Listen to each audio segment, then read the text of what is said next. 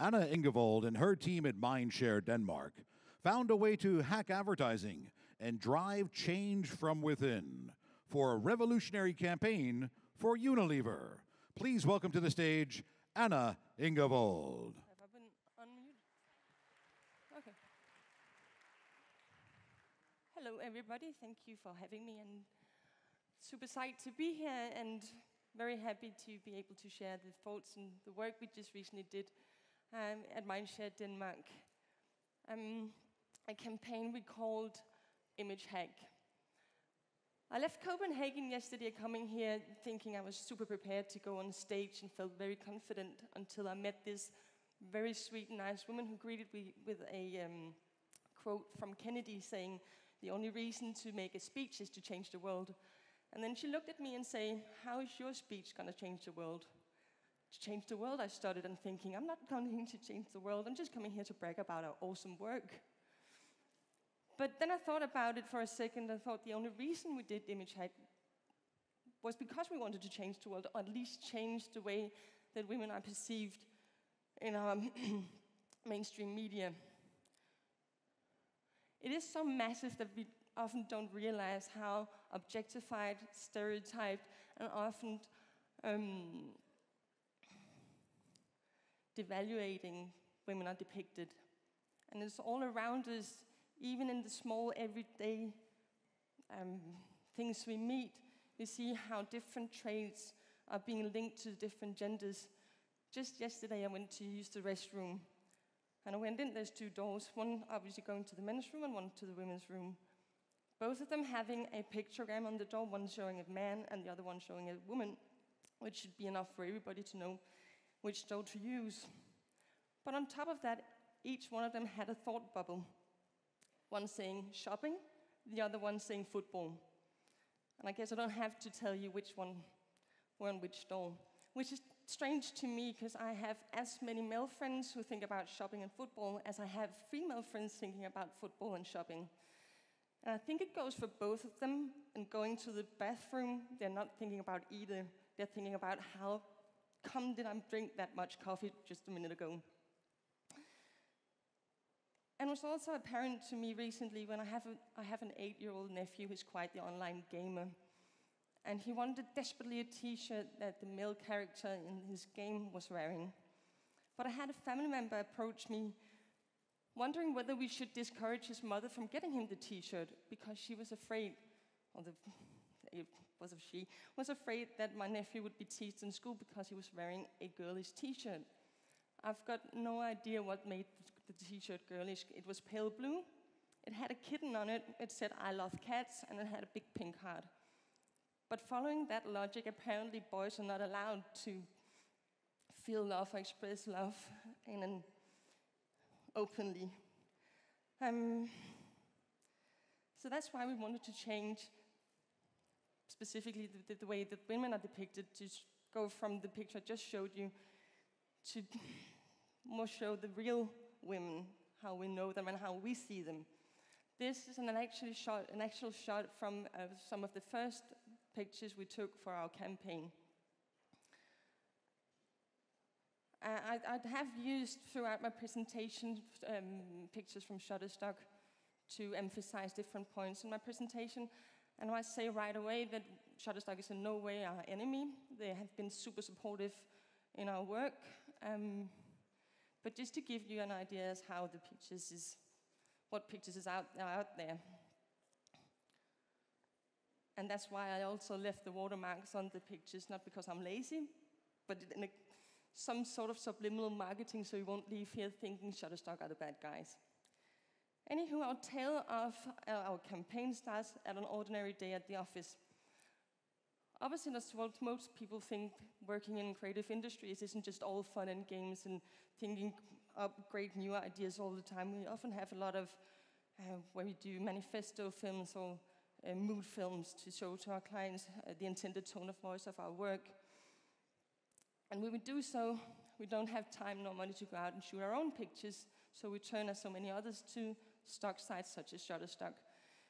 But the only problem is each and every time we go in there to find pictures depicted showing off women, we find some we find it very hard, if not to say impossible, to find pictures that actually show women as we know them, as we want them to be seen.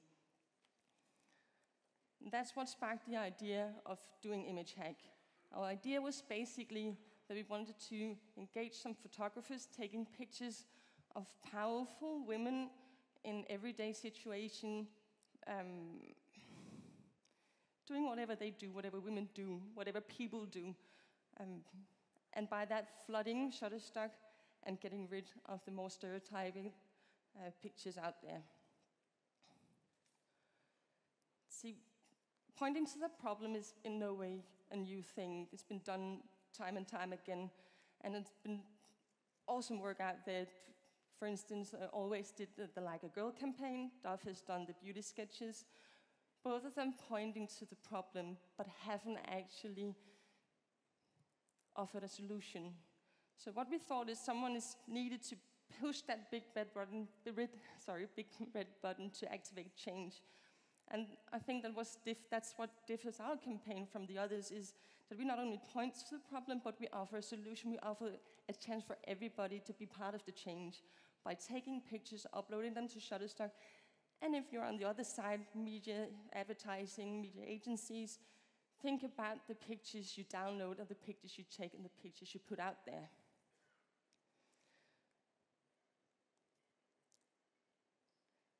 The basic of our idea is not that different from CEO marketing or hijacking a hashtag.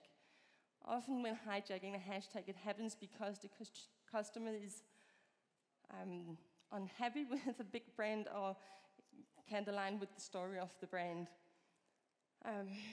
It's a powerful way of the consumers to make a stand and to make a change. Sorry, that one. But the use of hashtags can also be used the other way around. As you recently, I don't know whether all of you know the hashtag that just recently super trended on Twitter, the Nuggets for Carter hashtag, which within a month made 3.5 million retweets.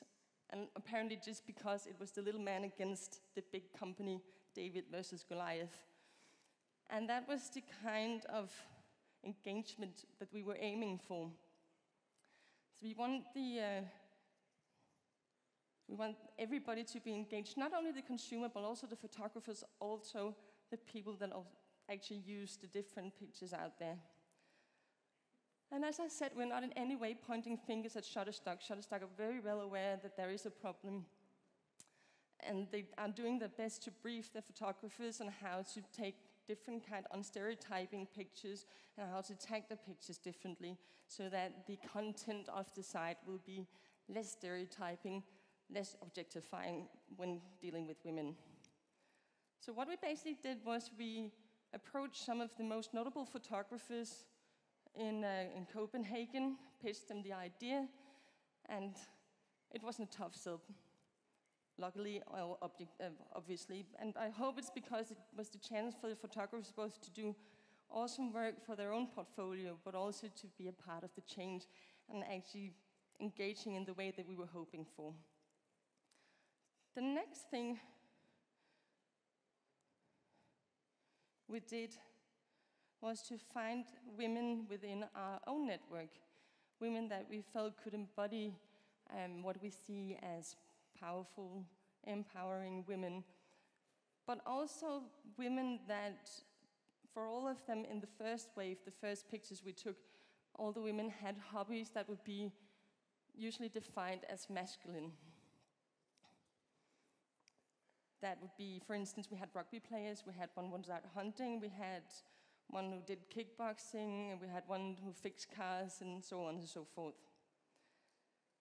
It is actually the photographers that pull the real load here.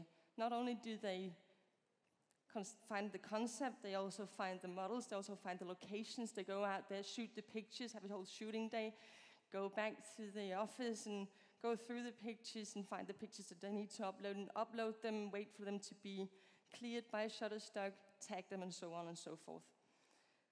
But as we had our photographers down, our next target group was the media agency at the ad agencies. So what we did was we took out an ad in one of the most important business papers in Denmark, and we took out outdoor ads in the vicinity of the biggest agencies in Copenhagen. And we launched it all on the International Women's Day, thinking that the stage was set for the discussion.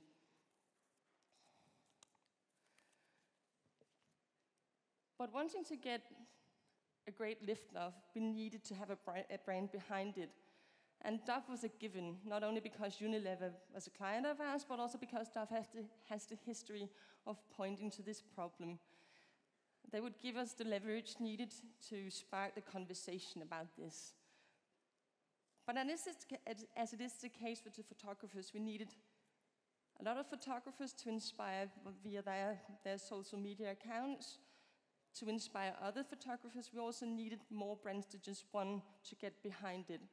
So this is more as a multi-joint brand campaign where many more brands got behind it and thereby inspiring others to do so.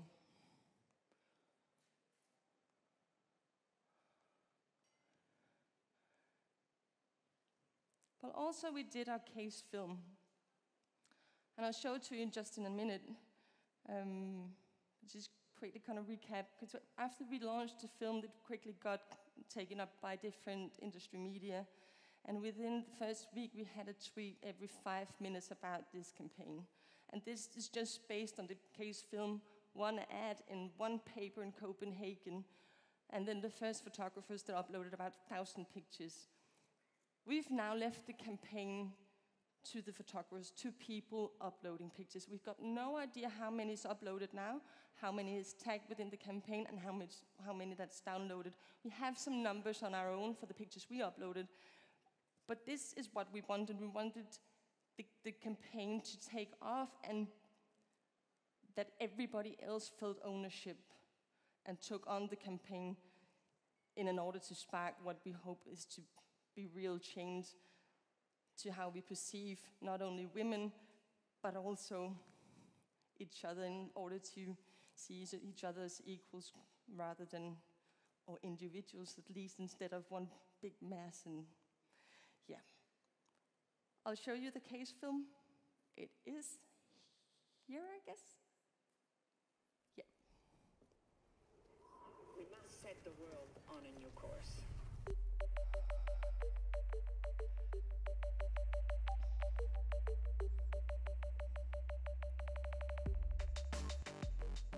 As an industry, we play a part in gender presentations in the media. Images that don't reflect society. Images that portrays women as objects. We dictate unrealistic ideals. When 68% of all women can't identify themselves with the images they see in advertising, it's time for change. By hacking the industry from the inside, we can hack women's self-image. This is Image Hack. When you do a search for a beautiful woman on stock sites, you get this, where in fact you should get this. We decided to change that. We found a backdoor to one of the biggest stock sites in the world that allowed us to upload any image we wanted to and tag it however we wanted to. That made us able to completely change certain search results like beautiful woman or real woman to whatever we wanted. So we teamed up with 5 award-winning advertising photographers and created a large amount of non-stereotypical pictures of women and then uploaded them to the site. This made us able to change the search results a user would get, turning pictures like this into this. Soon, photographers from all over the world joined the cause. And within weeks, thousands of new non-stereotypical pictures were uploaded to the site and completely changed the content on the site. But the job was still not done. We needed other brands to join the mission too. So we ran ads that targeted advertisers and agencies, where we encouraged them to take part of the change. We supported the ads with segmented outdoor nearby creative agencies, and even got inside the biggest media agency group in Denmark with our message. And then this happened. Advertisers and agencies from all over the country Join the initiative by running ads using our pictures. And soon, our pictures were everywhere. That is how we were able to completely change the media landscape and have any brand that used our pictures become an ambassador for our message.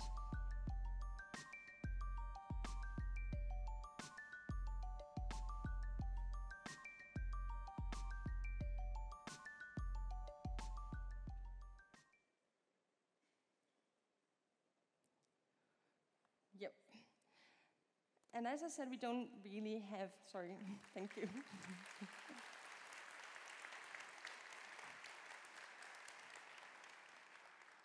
So we're still being contacted by a few photographers. As I said, we've got no idea as to how many just upload the pictures, but we have 350 plus photographers getting to us and asking how to do it and the thoughts behind it and how to contribute to be a part of the change so that we can teach young women that it's less important with how you look, it's more important with knowledge, and that women aren't some fictional creatures being born out of dieting and photoshopping.